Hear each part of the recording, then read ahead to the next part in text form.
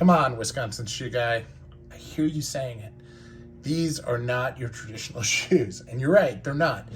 But I'm doing a conference in a couple of weeks with my team, and several of the folks on my team are absolute sneakerheads. They know that I'm into shoes, but let's face it, I'm not into the sneaker side of things. So I decided to get these because they all love their Jordans.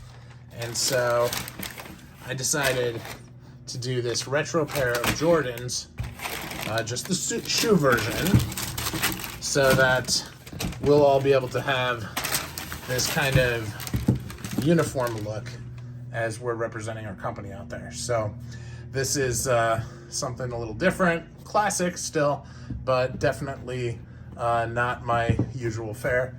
So I'll probably have a couple pair of Bison shoes with me because they're very soft and they're good for all day wear and bespoke, but I will have these with me as well. So let me know what you think in the comments.